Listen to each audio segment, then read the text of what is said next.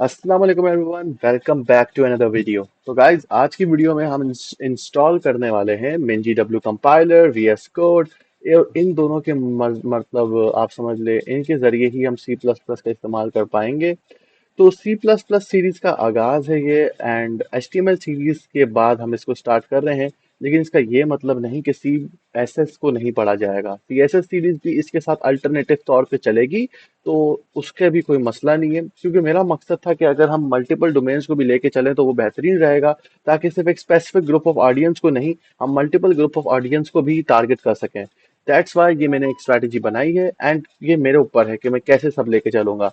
तो किसी के साथ कुछ गलत नहीं होगा, सबको इक्वल लेके चलेंगे, अच्छे से एक्सप्लेन करूंगा। एंड हर एक वीडियो में पहले से 1000 गुना बेहतरी करेंगे, तो आप सब रेडी रहें। तो देखो, अब C++ का इंट्रोडक्शन ये सब तो मैं तुम्हें बता देता हूँ थोड़ा बहुत, क्योंकि अगली वीडियो में मैं सही से समझाऊंगा।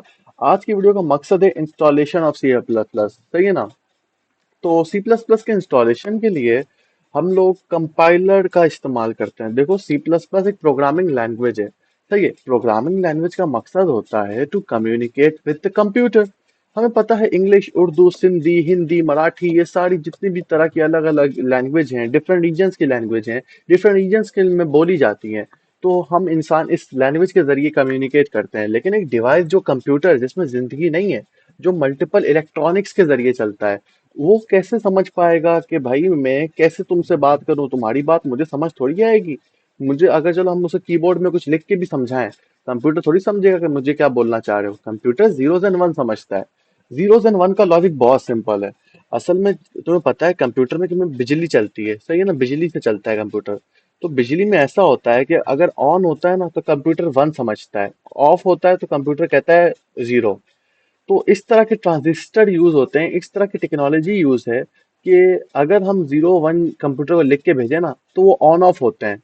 और ऑन ऑफ होने की वजह से कंप्यूटर समझ जाता है कि हम किस तरह की कम्युनिकेशन करना चाह रहे हैं। समझो, फॉर सपोज अगर मैं हेलो लिखता हूँ ना, तो हमारे पास एक कंपाइलर होता है। हर एक प्रोग्रामिंग लैंग्वेज का एक अपना कंपाइलर होता है। तो अच्छा, जीरो वन जिसको हम बाइनरी लैंग्वेज कहते हैं ना, कंप्यूटर में इसको मशीन लैंग्वेज कहते हैं, यानी मशीन की जबान। अब क्या होता है, कंपाइलर क्या करता है, कोई सी भी तरह की प्रोग्रामिंग लैंग्वेज का कंपाइलर ये करता है कि वो सिंपल सिंपल जो कमांड होती है, कि जैसे अगर मैं ये कमांड एक लिख देता हूँ C++, अगर हम पढ़ रहे हैं तो C++ की कमांड लिखता हूँ जिसका नाम है हेलो।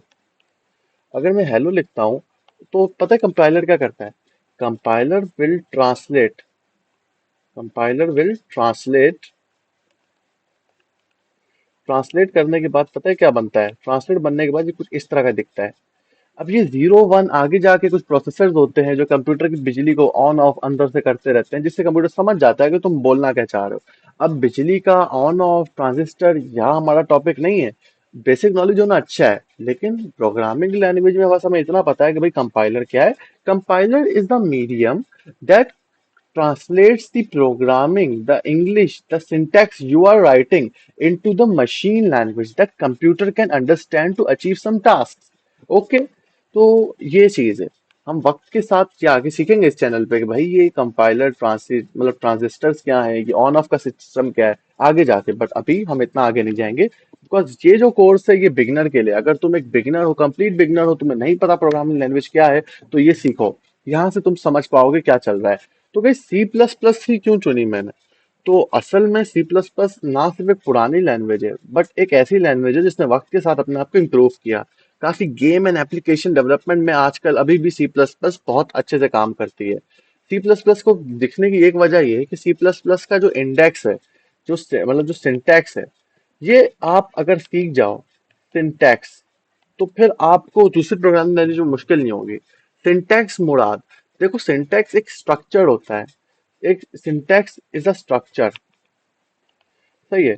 एक स्ट्रक्चर होता है जो समझता है तुम्हारा कंप्यूटर, मतलब जो तुम्हारा कंपाइलर समझ सकता है। C++ का अपना सिंटैक्स है, जावा का अपना सिंटैक्स है, लेकिन मैं C++ इसलिए पढ़ा रहा हूँ क्योंकि C++ में इतना सिंटैक्स यूज होता है, इतने ज्यादा मतलब चीजें होती है, इतना स्ट्रक्चर होता है कि अगर तुम स्ट्रक्चर में कोड लिखना सीख गए तो किसी भी प्रोग्रामिंग लैंग्वेज में तुम एक स्ट्रक्चर याद करके कोड लिख पाओगे। ठीक है। अब C++ के अंदर भी वेरिएबल्स का कॉन्सेप्ट है, C++ के अंदर भी फंक्शंस का कॉन्सेप्ट है, C++ के अंदर भी दूसरे और कॉन्सेप्ट्स हैं। ठीक है। वो सारे कॉन्सेप्ट्स तो हम पढ़ेंगे, और सी प्लस प्लस में अगर वो कॉन्सेप्ट्स पढ़ लिए तो मेरी बात याद रखना कि तुम लोग इजीली किसी भी प्रोग्रामिंग लैंग्वेज में वो कॉन्सेप्ट यूज कर सकते हो, बिकॉज कॉन्सेप्ट चेंज नहीं होता, सिंटैक्स यानी स्ट्रक्चर बस चेंज होता है।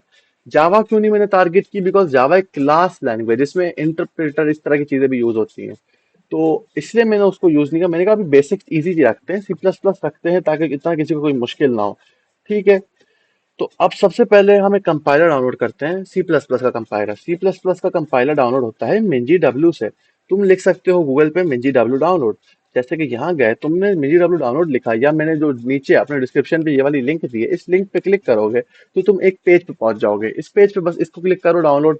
इस डाउनलोड को क्लिक करने के बाद सिंपली तुम्हारे पास डाउनलोड होने के बाद एक एग्जीक्यूटिव फाइल बन जाएगी। एग्जीक्यूटेबल फाइल कैसी दिखेगी तुम्हारी, मैं दिखा देता हूँ। अगर तुम्हें इतना नहीं पता, नए तुम कंप्यूटर्स में नए हो तो चलो तुम्हें नए दिखा देते हैं एग्जीक्यूटेबल फाइल कैसे दिखेगी मिंजी डब्ल्यू की। वो ऐसे दिखेगी, मिंजी डब्ल्यू get setup dot E X E executive. Executable file याद रखना क्या होता है, क्योंकि सी प्लस प्लस में भी इसका एक कॉन्सेप्ट है। इसको जैसे तुम क्लिक करोगे या डबल क्लिक करोगे तो तुम्हारा ये वाला सेटअप स्टार्ट हो जाएगा। पूछेगा कि भाई इंस्टॉल करना है, हम बोलेगा हाँ इंस्टॉल करना है। फिर पूछेगा भाई क्या किस फोल्डर में इंस्टॉल करना है। आमतौर पे फोल्डर सेलेक्ट मत करो, सीधा सी ड्राइव में ही फोल्डर बना दो। ऑटोमेटिकली कहेगा सी ड्राइव में मिंजी डब्ल्यू बना दें, हम कहेंगे कंटिन्यू, हाँ यही बना दो। फिर तुम्हारा ये इंस्टॉलिंग लोडिंग होगी, ये लोडिंग थोड़ी देर तक चलेगी। लोडिंग के बाद ये कहेगा कि भाई ऐसा करो, क्या क्या मैं मार्क करूँ इंस्टॉलेशन के लिए। यहाँ देखो ना कितनी सारी डेवलपर टूल्स है, बेस है, तुम्हारा जीसीसी ऑब्जेक्ट है, जीसीसी जी प्लस प्लस है, फॉर्ट्रन है, आडा है। क्या क्या इंस्टॉल करना है, हम सिर्फ चार चीजें इंस्टॉल करेंगे। हम करेंगे मिंजी डब्ल्यू डेवलपर टूल्स, यानी जैसे ही तुम राइट क्लिक करोगे मिंजी डब्ल्यू डेवलपर टूल्स पे, तो मार्क फॉर इंस्टॉलेशन होगा, उसको मार्क कर देना।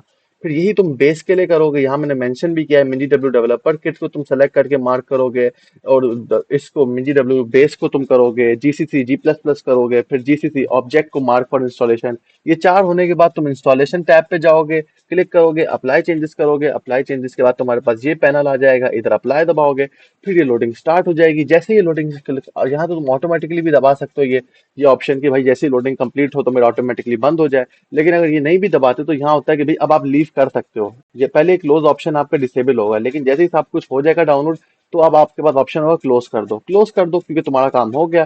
फिर तुम सी ड्राइव पे जाओ, मिंजी डब्ल्यू फोल्डर पे जाओ। मिंजी डब्ल्यू फोल्डर के अंदर भी तुम एक फोल्डर होगा जिसको कहते हैं बिन फोल्डर। बिन फोल्डर को दबाओगे तो तुम्हारे पास कुछ ऐसा आएगा, ये चीज आएगी, मैंने यहाँ लिखा हुआ भी है।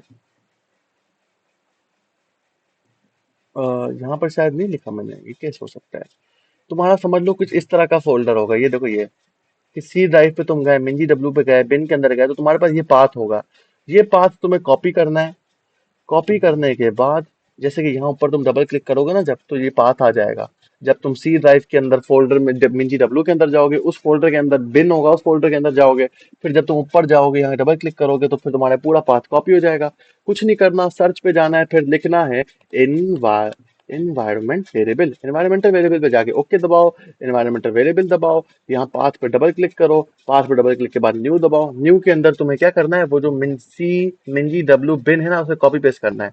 मैंने पहले से किया हुआ है, लेकिन तुम्हें करना पड़ेगा। फिर ओके दबाना, कैंसिल मत दबाना। फिर यहाँ भी ओके दबाना, कैंसिल नहीं। यहाँ अप्लाई दबाना, कैंसिल नहीं। फिर क्या करना है, फिर कुछ नहीं करना मेरे भाई।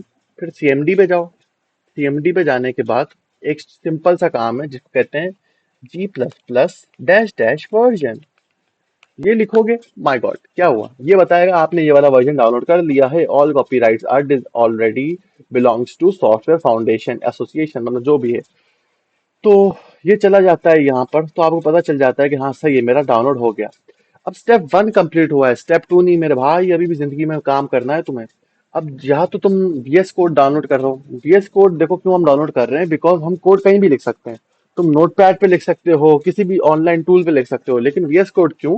क्योंकि अगर VS कोड के अंदर तुम कोड लिखते हुए गलतियां करते हो, जैसे ये VS कोड है, इसके अंदर कोड लिखते हुए गलतियां करोगे तो VS कोड तुम्हें बता देगा कि भाईजान यहाँ गलती है, सिंटैक्स सही कर लो। स्मार्ट टैक्स एडिटर, इसको डाउनलोड कैसे करना है, लिंक डिस्क्रिप्शन में दबा दो, या गूगल पे लिखो VS कोड डाउनलोड, या मैंने जो लिंक दी है उस लिंक से जाओ, लिंक ऑटोमेटिकली खोल देगी।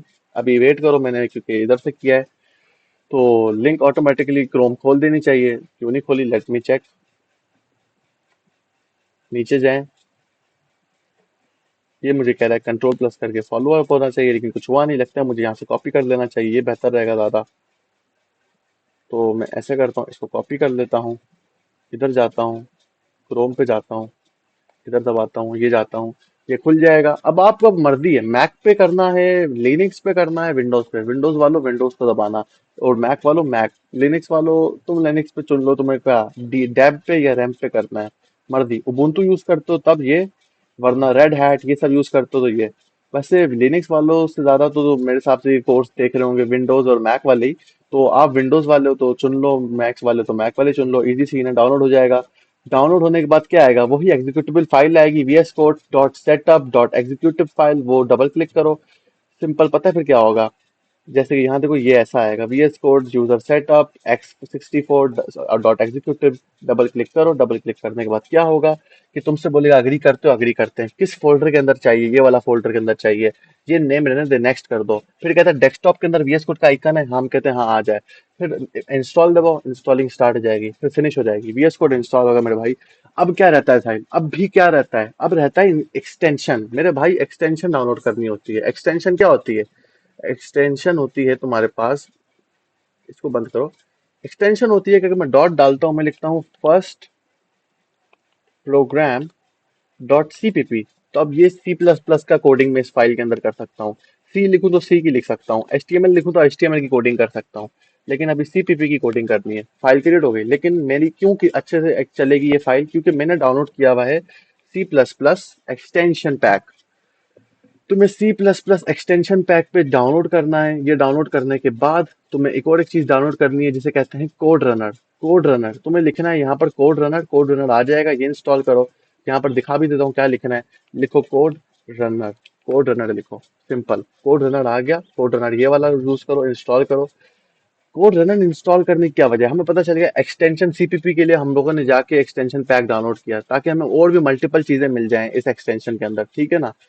लेकिन कोड रनर हमें ऑप्शन देता है कि अब हम राइट क्लिक करेंगे तो रन का कोड का भी ऑप्शन आ जाएगा। तो सब हो गया। अब क्या करें, अब क्या करें साहिल? कुछ नहीं। अब मेरे बस तुम देखो मैं क्या करता हूँ। मैं देखो क्या कर रहा हूँ, मैं कुछ मजेदार चीज ही कर रहा हूँ। ये देखो ये क्या हो रहा है, यूजिंग, ये देखो VS कोड का कितना अच्छा फायदा है। VS कोड मुझे पहले से बता रहा है कि आपको ये लिखना चाहिए, मुझे नोटपैड ऐसा कुछ नहीं बताएगा। एक चीज और, यहाँ डबल ये होना चाहिए। अब यहाँ पर क्या काउट होना चाहिए, काउट यानी कंट्रोल, काउट,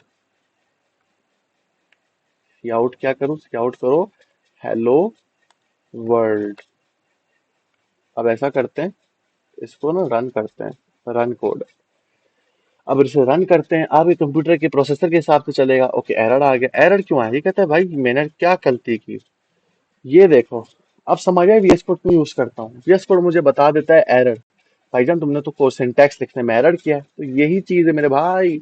यही चीजें हैं जो देखनी पड़ती हैं, इन्हीं चीजों में तुम्हें तंग करेंगी ये चीजें।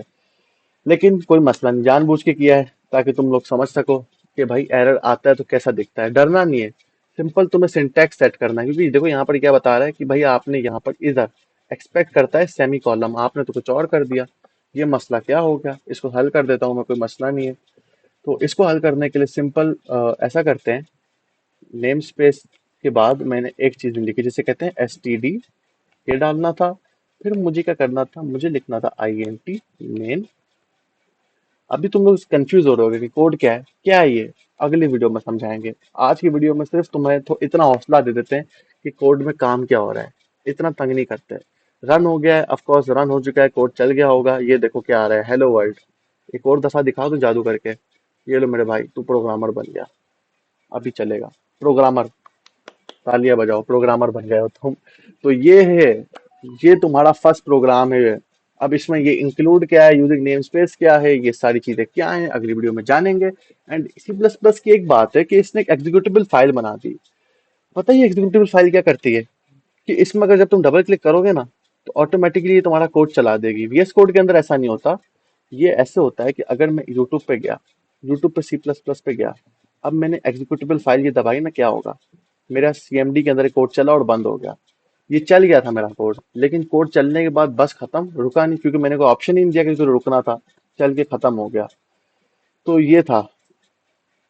यानी एग्जीक्यूटिव फाइल अब बन गई, उसकी फाइल कोडिंग वाली भी बन गई, सिंपल सीन एंड हो गया। अभी भी कंफ्यूजन है तो कमेंट में बताओ मेरे भाई। सही है। वैसे मैंने काफी डिटेल में बताया, सही है ना, काफी छोटी छोटी बातें भी डिटेल में बताई मैंने एग्जीक्यूटिव फाइल का भी। एग्जीक्यूटिव फाइल में अभी कंफ्यूज होते हो तो मेरे भाई, जो एक्सटेंशन वाली फाइल है यहाँ कोड लिखते हो, कोड रन होने के बाद एग्जीक्यूटिव फाइल बनती है। तुम कोड ऐसे अब ये बार बार तुम रन भी कर सकते हो इस कोड को, सही है ना, रन करोगे चल गया यहाँ से भी। वरना तुम अपने फाइल इस एग्जीक्यूटिव फाइल में ना बाहर डेस्कटॉप के अंदर क्लिक करोगे, डेस्कटॉप में जाके जब क्लिक करोगे ना, तो तुम्हारे कंट्रोल पैनल नहीं सीएमडी, तुम्हारा जो सीएमडी है उसके अंदर ये हेलो वर्ल्ड लिखा आ जाएगा। वो गायब क्यों हो गया? क्योंकि सीएमडी ने कहा मैंने तो हेलो वर्ल्ड प्रिंट कर दिया, मैं एकदम से गायब हो जाऊंगा, मेरा काम खत्म। ये एग्जीक्यूटिव फाइल की चीजें होती हैं। आगे सी प्लस प्लस में कुछ ऐसी कोडिंग होती है कि हम रोक सकते हैं, हम सीएमडी को गायब होने से भी रोक सकते हैं। सही है। तो आई होप सब सही लगा हो तुम लोग को। वीडियो बड़ी हो गई तो माजरत, लेकिन आज की वीडियो में यही सब समझाया है तुम लोग को। और मैं चाहता तो और समझाता, लेकिन मैंने कहा नेक्स्ट वीडियो में डिटेल में सब समझाएंगे। अगली वीडियो में प्रोग्रामिंग होगी और असली प्रोग्रामिंग उसमें ही स्टार्ट है। अच्छे से इसे इंस्टॉल करो एंड अगली वीडियो आएगी, अगले दिन ही आएगी। सही है। Bye bye.